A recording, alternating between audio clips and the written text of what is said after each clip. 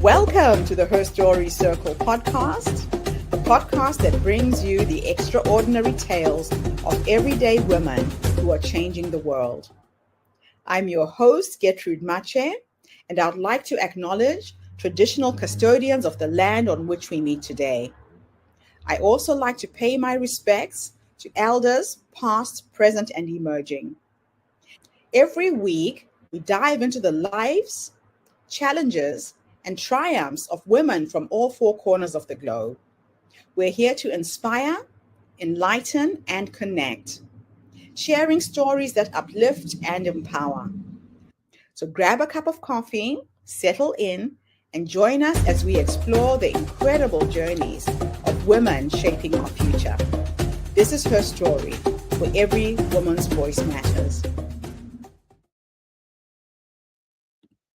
Hello, everyone, and welcome back to the Her Story Circle. This is Gertrude Mache here in beautiful Melbourne, Australia. And today, unlike other days, I am graced with the presence of yet another fascinating guest. Yes, a man this time. Welcome, welcome, welcome to our tribe. As you know, the Her Story Circle is open and happy to collaborate and expose men's stories as well. A few years ago, when I made the decision to include men on our platform, I had a lot of women write back to me protesting, why are you including men? This is a woman's show. But because I have two sons, I want my boys to live in a world where they enter the rooms where women discuss some of their issues, share their ideas, so they get to understand life from our side. So welcome, welcome, welcome to our tribe. Please tell everybody your full name, where you're based, and share your story with us today. It's a real honor to have you with me this beautiful morning here in Melbourne, Australia.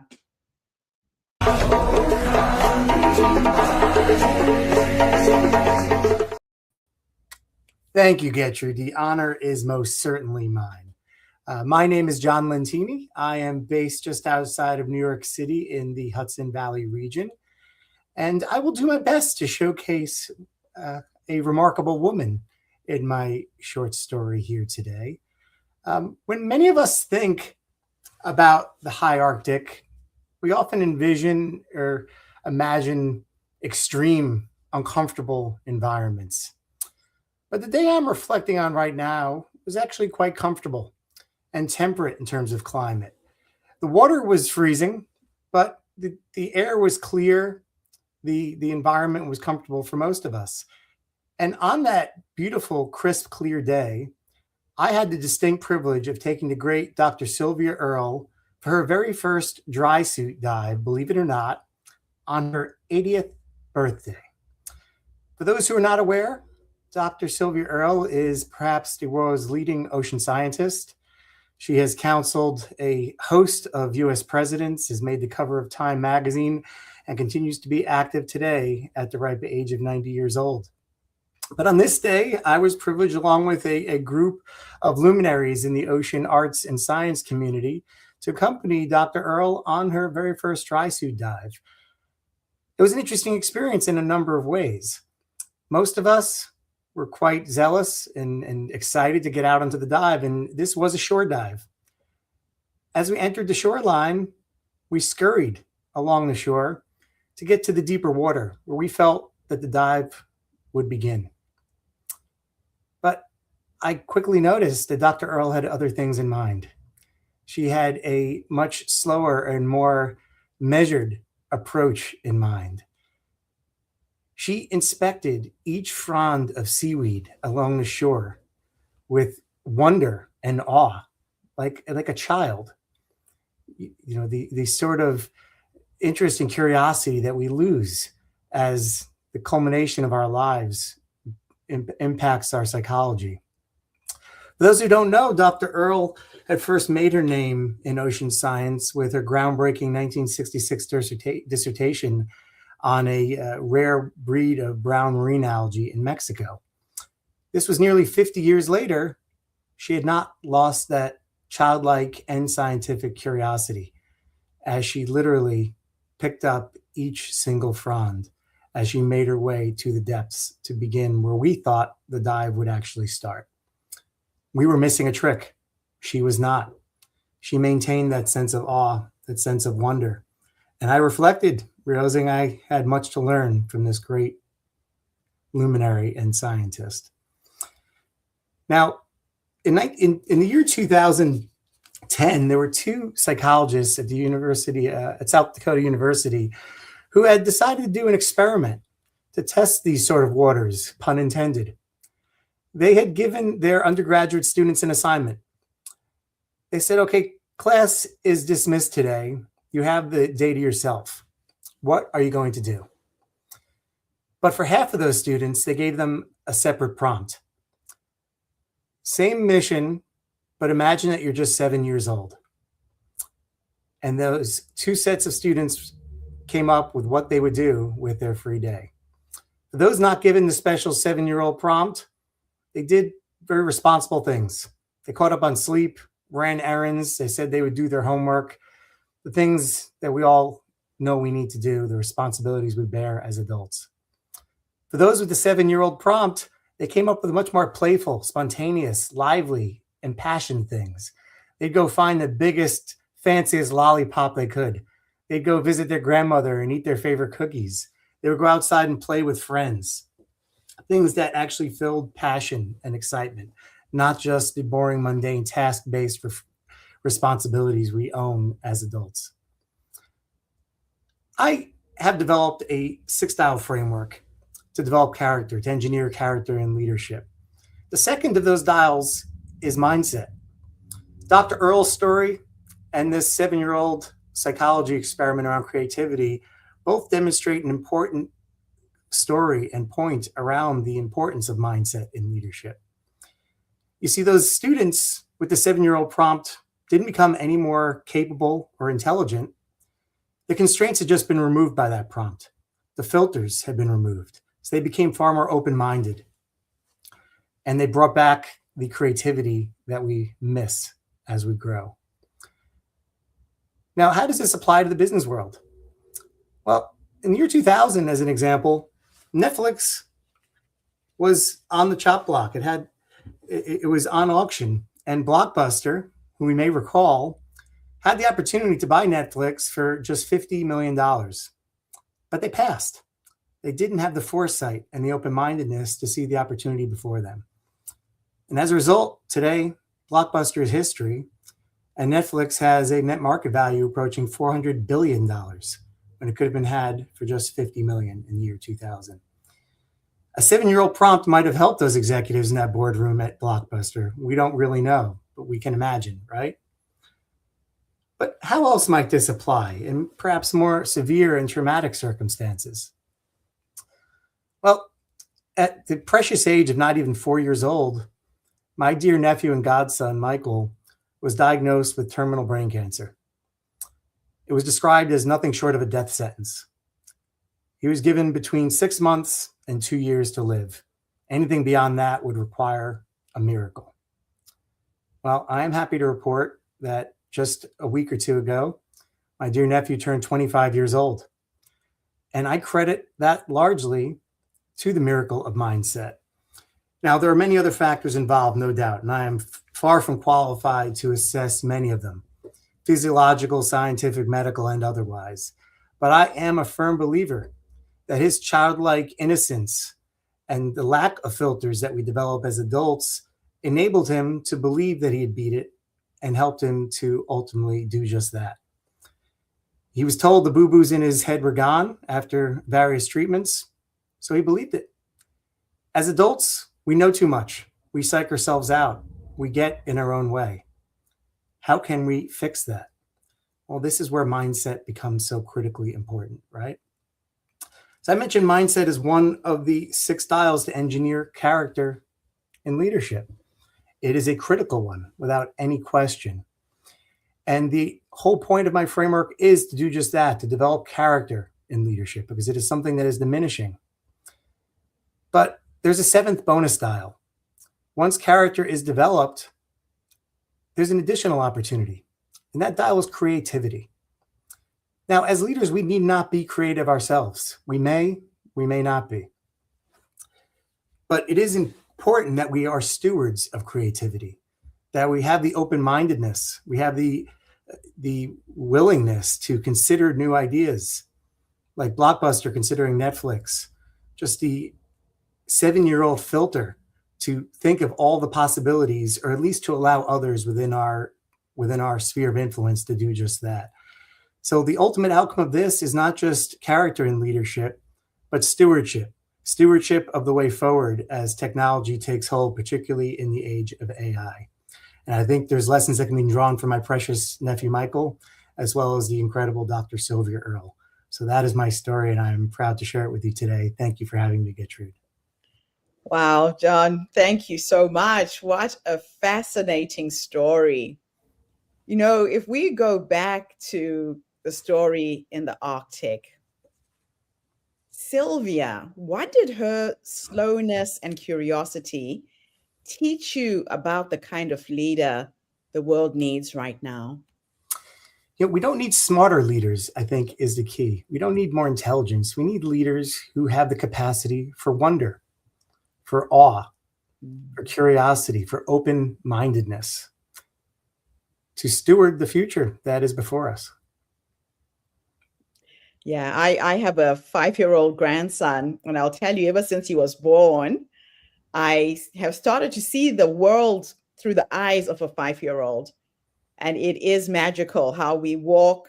We don't even look at what we're stepping down at our feet, yet there's a whole world down there. So I can so relate to the experience that you had there in the Arctic with her. Now, you say that character is a resource that we're losing. What are the subtle signs in everyday life that tell you that this is happening?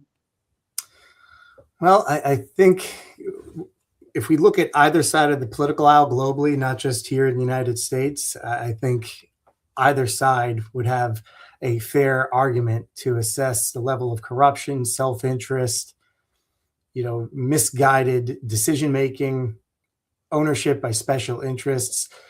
And what I really define as the hallmark of character and leadership, the courage of conviction, is lacking. People who will do what they know is right, even when it's difficult, even when it is against the grain. That to me is the true hallmark of great moral leadership. And it just seems to be lacking in society. And I don't just mean in political and public life. It's a big problem in corporate life. In my upcoming book, Engineering Character, I relay a lot of my own personal experiences in leadership within the investment banking industry, where I experience a lot of the same.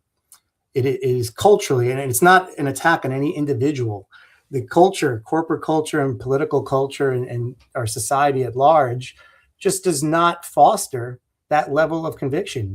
There's no incentive for people to be integrous in their activity. That's really sad. And it's getting worse by the day as we look at how things are unfolding in the world in terms of politics. Now, your book weaves together extraordinary women like Maya Angelou and J.K. Rowling's. What do these stories reveal about leadership that traditional leadership models completely miss? Well, in those particular cases, a lot of it comes down to resilience, which is the third dial, which reinforces and supports the mindset that I just described in the open here. Without resilience, mindset degrades, because you can have the right mindset, the belief system, the vision, and the belief that you will achieve that vision. Invariably, we're all going to face setbacks, right? I believe it was Maya Angelou who said, you are inevitably going to fail, but it's about how you bounce back from those failures. Yes. And J.K. Rowling famously was rejected 12 times by publisher after publisher before she finally found a home for the Harry Potter series, right? So resilient women, resilient leaders in general are inspirational to us, to let us know that success is always just inches away from us on the other side of failure, but far too many of us give up without realizing that. And mindset can only get us so far without managing that resilience dial as well. Yeah. Wow.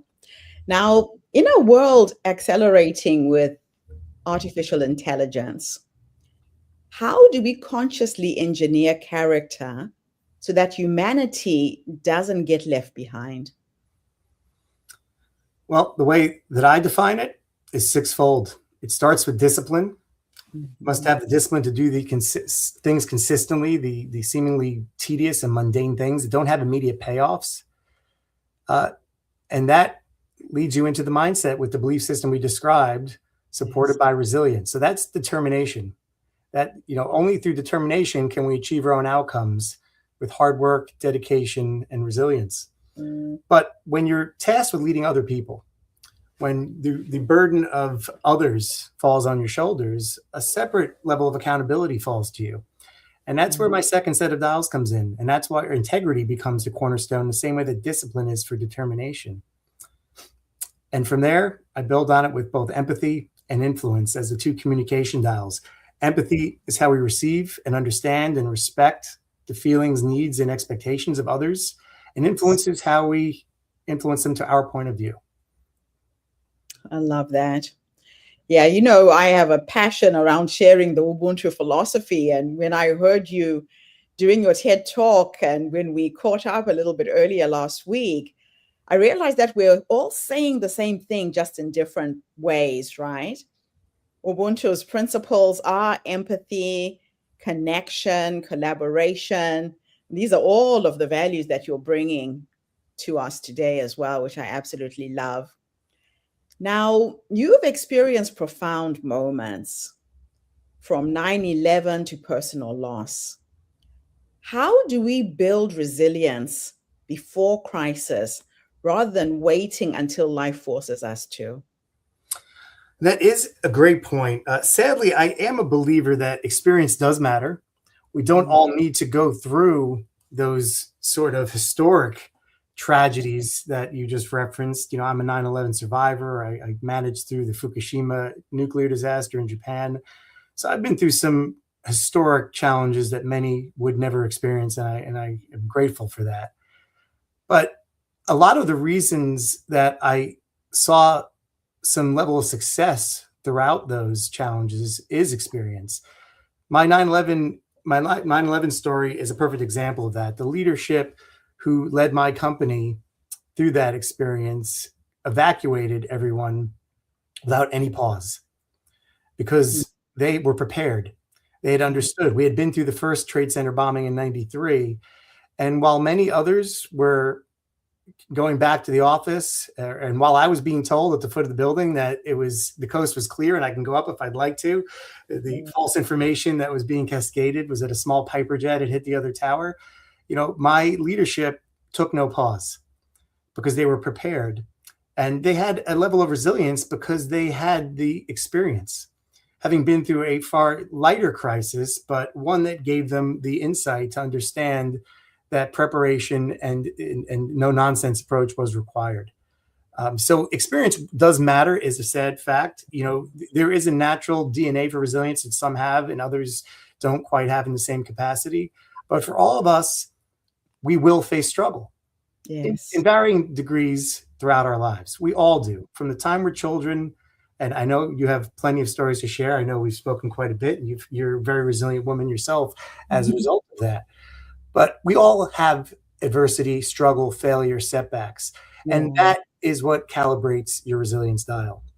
Mm. Hopefully, we don't all have the same level of tragedy that you and I have experienced in different ways, but we're all going to have struggle. And it's only through struggle. Struggle is an important part of the journey of life. And it's inevitable. We are all of us, without any question, are going to fail more than we succeed. The question is how many of us are going to get to the other side of all those many failures to the success, which hopefully far offsets the many failures. But Mm. far too many of us give up because we don't see the light at the end of that tunnel because we haven't developed that resilience. I hope that Well, answers the question. it does. One thing that I learned at a very early age is that the only constant in life is change. This is absolutely true. Everything change, everything shifts. So it depends on, are you ready to pivot? Are you ready to go with the flow of where the change is taking you? That's where you really build that resilience muscle as well. Absolutely love it. Now, can you share a defining moment in your life that shaped the leader that you are today? Well, where I am today is more entrepreneurial. I spent over 20 years as a corporate warrior, an executive doing the standard corporate role. In 2018, I made an active decision to leave my corporate life behind, and I started my own leadership development business. Right. But shortly thereafter, a new level of adversity and setback took hold. And literally just after I was getting traction with my newborn business, the dark crisis of COVID took hold. And this required a significant amount of resilience, of course.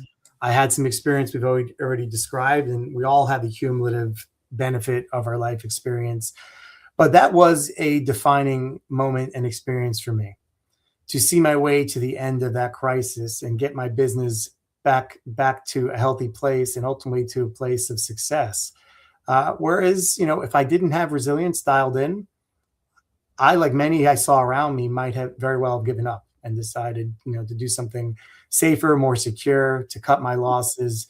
But I persevered, and I credit that to the resilience I developed throughout my life.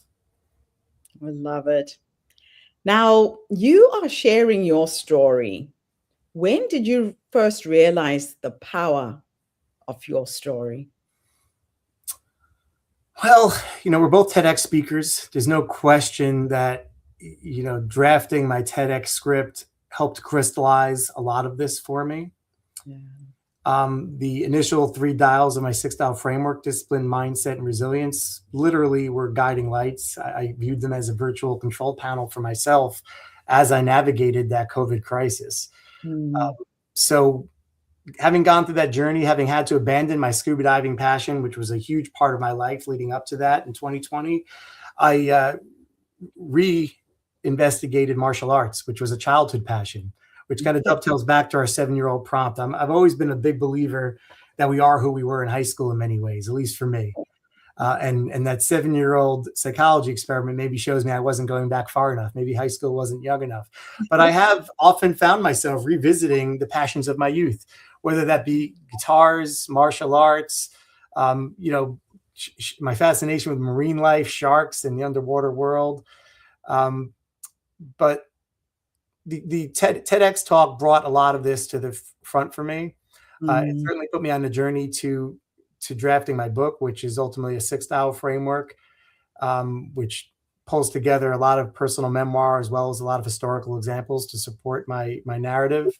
Yeah. But I think the TEDx talk was certainly an inflection point for me, as it is, I think, for many, to just really take pause and reflect on where I was at that point in my life and how I'd gotten there.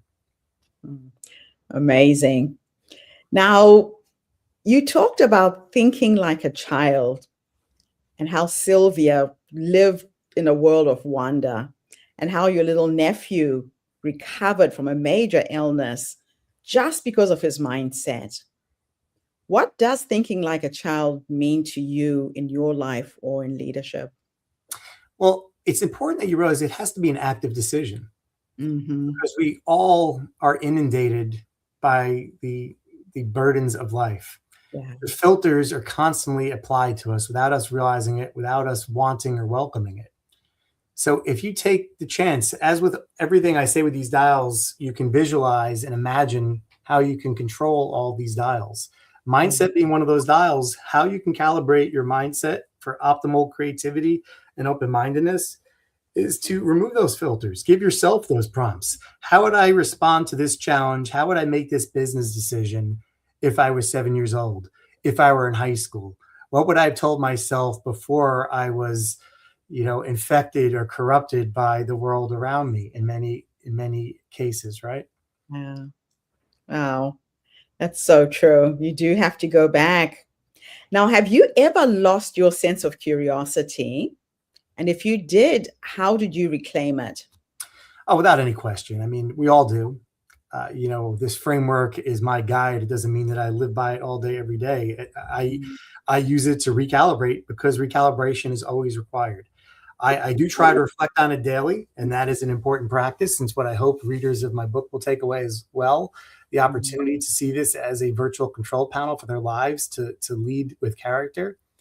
But I find myself, becoming negative, becoming pessimistic, becoming the victim, not being quite as accountable as I would like to be, not walking the walk that I would advocate for. I coach people for a living. And when you coach people for a living, you're often, providing advice. You're more asking questions to figure out what their challenges are and help them figure out how to solve them on their own. But you're guiding them to what you think the right answer is. And it also forces you to realize that you need to guide yourself, because sometimes it's a lot easier to give advice to others than it is to take it. And swallowing that poison pill is an important, practicing what you preach, to use a cliche, is an important part of the process, right? That is so, so true. Now, I'm going to end with two questions that are a bit of a thought experiment. In the first one, I'm going to teleport you back to the young man who set out in life unaware that you would be met with so many challenges, so many adversities to get to this point.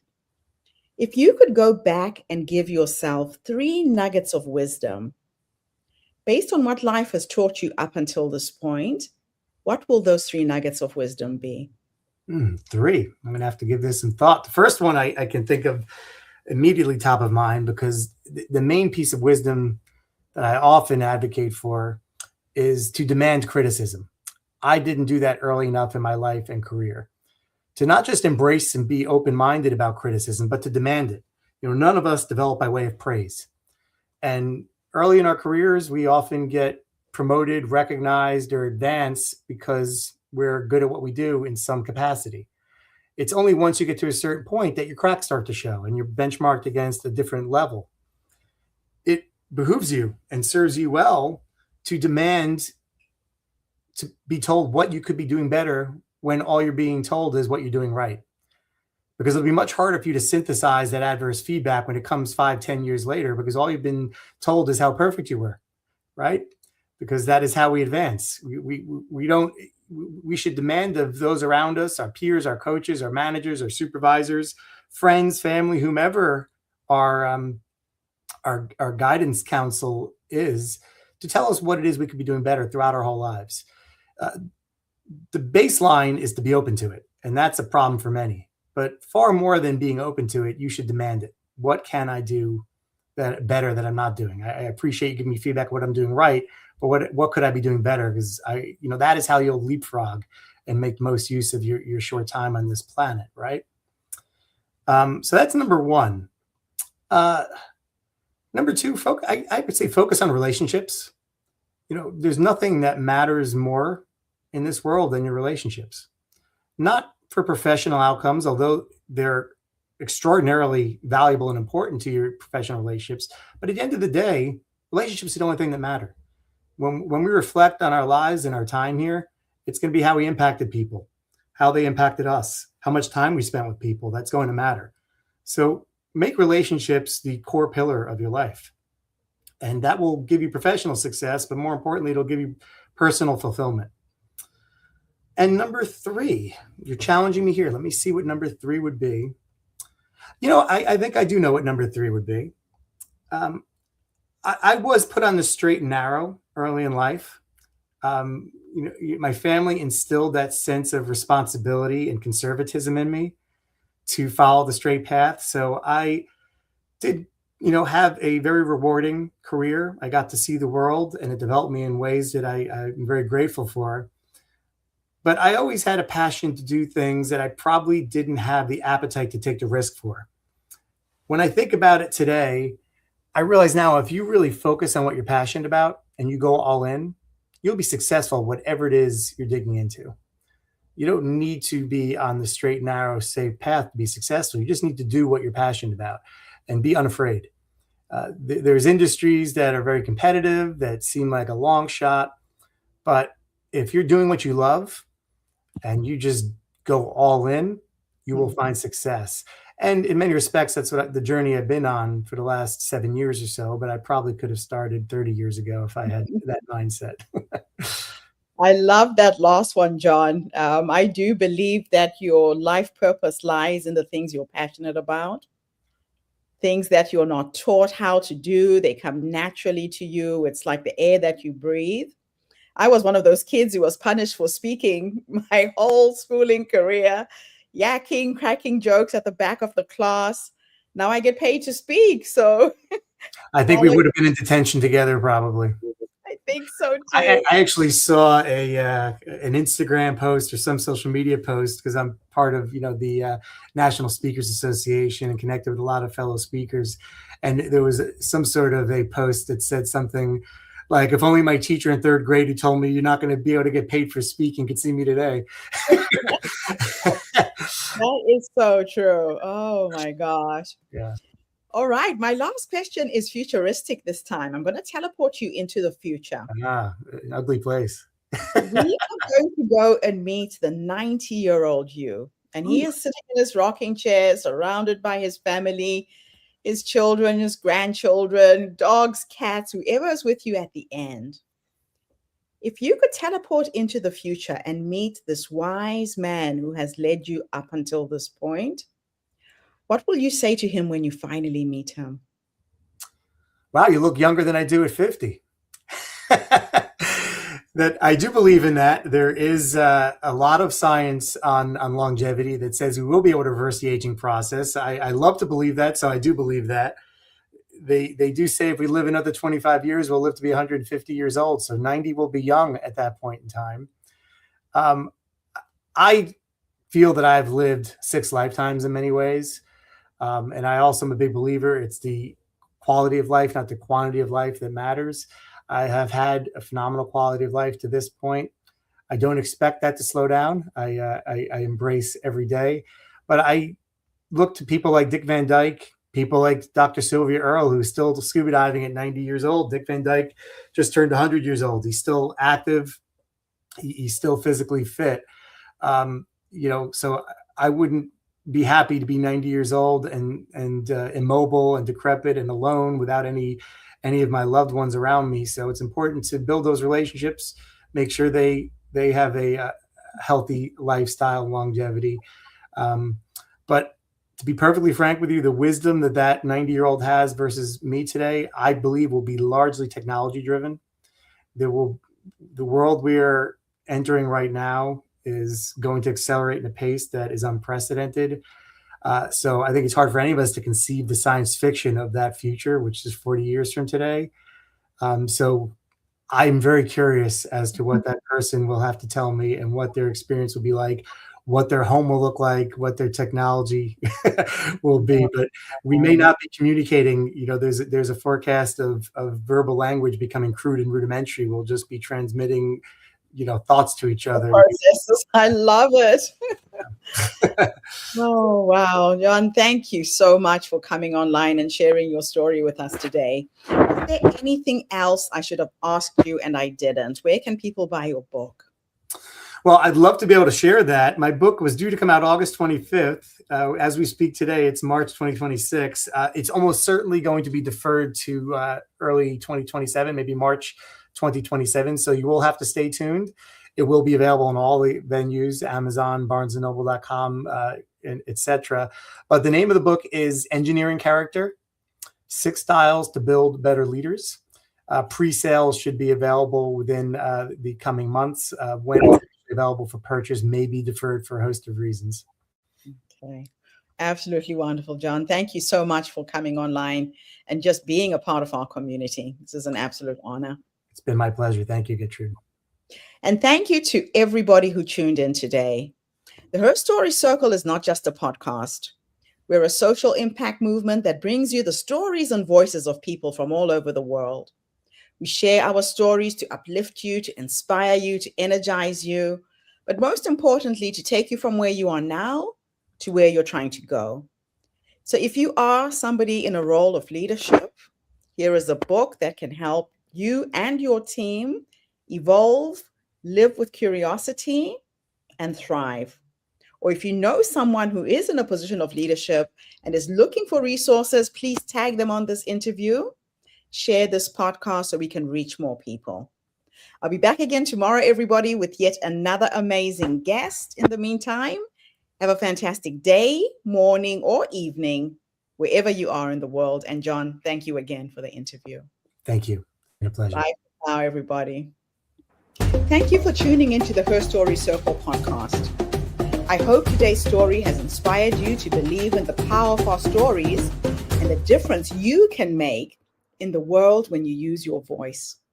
I'm Gertrude Mache, and it's been an honor to share this space with you, where voices from all walks of life come together to weave a rich tapestry of diverse perspectives. Don't forget to subscribe, rate, and review our podcast to help us share these stories with more listeners. Follow us on social media by looking for the Her Story Circle podcast for more updates. And join us tomorrow for another episode filled with courage, resilience, and empowerment. Remember, your story matters, and together we're building a stronger, more inclusive world. Until next time, keep making her story.